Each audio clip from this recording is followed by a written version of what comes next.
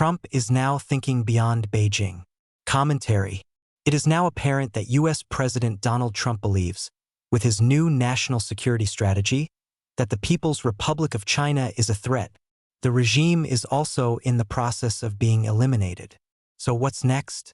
And what does this mean for the rest of the world? Chinese Communist Party leader Xi Jinping is no longer effectively in power. He reigned for a dozen years before he was cornered into relative impotence. The collapse of Communist China had become irrefutable as 2025 was coming to an end. As well, by late 2025, the PRC was no longer the major economic or military power it had become in recent years. It now only has sufficient weight to act as a disruptor for the coming few years. Maybe not even that. So now is the time to begin a reassessment of the global balance of power, and not solely because of the implosion of the PRC and CCP. The United States had also embarked on a surge of global dominance, but with its own deep internal divisions. The European Union was in deepening economic, social, and strategic decline and division, and hitherto prosperous states such as the United Kingdom, Australia, and Canada were in what could be a terminal malaise. The power and stability of middling states such as Turkey, Iran, Egypt, Pakistan, and Nigeria were questionable, and the global realignment seemed to promise that a new world would, by default, emerge. Even such promising stars as Saudi Arabia and India faced challenges, and all would be subject to the downstream effects of China's economic collapse. So, too, would Russia be severely impacted. Even by the end of 2025, few were willing to accept that the PRC had indeed already imploded economically, but the forecast that mainland China would probably reduce steel production by 50% in 2026 highlighted the reality of the situation, especially for iron ore exporters such as Australia and Brazil. And yet, the PRC's resources are dwindling. China has been importing some of the rare earths it has been re-exporting to the world, indicating it has dwindling control of this asset. Its petroleum imports rose by 4.48% year-over-year in November, the highest level in 27 months, and imports from Russia fell. This was despite the economic crash, which should have eased the burden on energy resources. None of the indicators is moving in the right direction for the PRC. Much of the 2025-26 global restructuring, indeed, is linked to the economic chaos caused by the PRC's collapse. This was not a sudden or clearly defined thing that could be ascribed solely to a certain specific date or action, but rather to an accretion of actions and symptoms with roots going back decades. Constant identification of the decline of the PRC as a strategic power, economic giant, or military threat raised no concern among states addicted to Chinese investment. There has been the willing suspension of logic that would normally be characteristic of a narcotically addicted subject.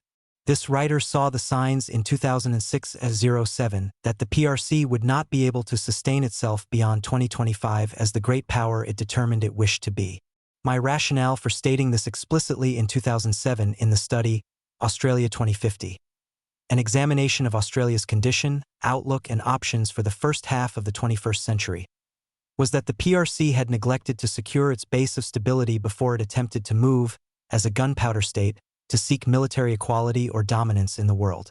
It failed to guarantee internal lines of supply for food, water, or energy, and attempted to intimidate those states that could have an impact on China's food, water, and energy supplies. Such a condition, and on such a scale, caused the downfall of the Western Roman Empire, as it became isolated from its originally internal grain supply from Egypt. That is not to say that the PRC, or, to be more accurate for the future China, could not resurge and rebuild, but this is not a short-term prospect.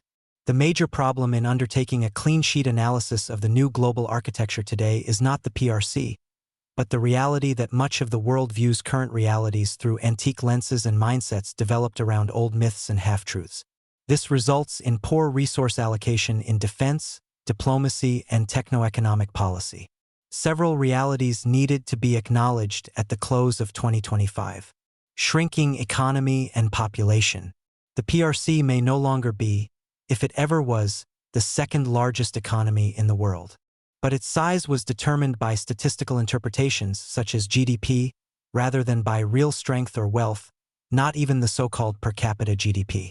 None of its official statistics could be taken at face value, and it must be assumed that all such numbers and claims have been distorted to suit the political ends of the ruling CCP. This includes China's population, still cited at around 1.4 billion souls. There are sufficient visual and economic cues to indicate that the real population could be well under 1 billion, and possibly as low as 500 million to 600 million. Xi's loss of power. Xi Jinping, who, by late 2025, still held the titles of General Secretary of the CCP, Chairman of the Central Military Commission, and President of the PRC, was essentially marginalized and had become powerless, except for some disruptive powers caused by wolf warrior diplomacy statements on the world stage. Moreover, this paralleled the collapse of the CCP itself, largely because Xi's opponents within the party left it too long to challenge him. Then, all the contestants for power, including Xi and his remnant loyalists, the People's Liberation Army, reformists, and CCP elders, became committed to the appearance that the party remains in charge, even though economic and social collapse had become irreparable. Late 2025 saw the reality become clear. The PLA, under CMC Vice Chairman General Zhang Youxia, was debating how to determine an outcome that would ensure that the military was no longer a pawn in the hands of a political leader. If power, as Mao Zedong had said, came from the barrel of a gun, and Zhang controlled that gun, then the only path to continuity of nominal CCP rule in 2026 would be through a deal with Zhang. Weak military. The PLA was, by late 2025, committing all its resources to controlling the country and could not jeopardize this by engaging in foreign military adventures to distract the people from their internal economic woes. In any event, from a strategic perspective, the PLA was by then proving incapable of providing a coherent force that could undertake any major military confrontation abroad, including a war against Vietnam, let alone Japan or the Republic of China.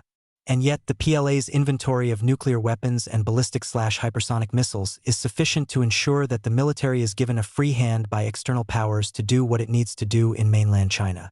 Corruption, over-politicization by the party and Xi Jinping, and technical shortcomings have ensured that the PLA has failed to coalesce into a credible global military force. The power and prestige it had amassed have evaporated. Russia. Russia, normally cautious about showing its hand regarding China, in October and November came down on the side of supporting General Zhang Youxia as the real power in the PRC. Zhang was given head of state protocols when he visited Moscow on November 20th to 21st, far above the recognition given to Premier Li Chang when he was in Moscow on November 17th to 18th. This was a pointed public slap in the face by the Russian President Vladimir Putin to Xi Jinping. It also showed that Russia was not now, if it had ever been, a junior partner in its tacit alliance with the PRC. Pre-revolutionary condition, as in Russia before the 1917 putsch that led to civil war, or in the 13 British colonies of North America in 1776, and other examples, the situation inside China by late 2025 showed that there were still great areas of normalcy and productivity within society, but that the dynamic elements of mainland Chinese society were in a condition of flux and angst, due to unemployment, poverty, and homelessness. As a result, the country, particularly amid a major remigration of migrant workers back to their villages from the cities, could be described as in a pre-revolutionary condition. It should be remembered that, with the death of Dowager Empress Cixi on November 15, 1908, it was unrest among rural migrant workers in China's cities that exploited the Qing dynasty's collapse and ignited the Civil War, which was brought to a standstill, but unresolved, in 1949. The immediate outcome of the PRC's collapse in 2026 is that it is unlikely to be in a position to claw back any of the investments it made to build its Belt and Road Initiative, leaving debtor nations with a margin of relief. Those foreigners who held Qing dynasty government bonds also saw their investments wiped out by the collapse and revolution. Bets and investments turn sour when strategic reality takes precedent. But the vast economic benefits China was able to deploy around the world by buying food, energy, and raw materials from supplier nations were also over, leaving countries such as Australia, Brazil, and Russia, among others, without markets for their exports. The result of this termination of trade would become evident through 2026, and although the PRC had largely been replaced in the global supply chain, the impact on global wealth would be such that demand would decline. PRC's collapse. It was the supposed rising power of the PRC that had driven threat estimates for much of the world, and many states had made a profound attempt to define their own identities by the stature of their adversary. For many states, this was the PRC. For others, it also included an attempt to postulate Russia as a continuation of the USSR. In other words, in the post-Cold War era, Western states defined themselves not by their own attributes but by the caliber of their adversaries. But if the reality was, by mid-2026, that neither the PRC nor Russia resembled the overwhelming threat they had been painted to portray, then how would future alliances and defense postures be expressed? The collapse of the USSR in 1990–91 was so simplistically portrayed as a great victory for the West, as the Ronald Reagan leadership handed over to George H.W. Bush in the United States and as Margaret Thatcher retired from office in the UK, that the West declared a peace dividend. This dividend included not only reductions in defense spending but a total loss of cohesion or credibility in threat assessments, all of which led to a decline in Western identity and cohesion. But the collapse of the PRC, which has been foretold for more than a decade due to its own shortcomings, was by 2025 already being portrayed solely as a victory of the United States, unshared with any other states. So how will or how can the United States use this sole remaining superpower image in the coming years? U.S. President George W.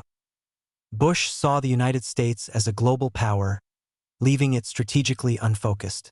When the September 11, 2001, al-Qaeda terrorist attacks occurred against the United States, Bush declared a war on terror and thereby elevated al-Qaeda leader Osama bin Laden to the status of a superpower.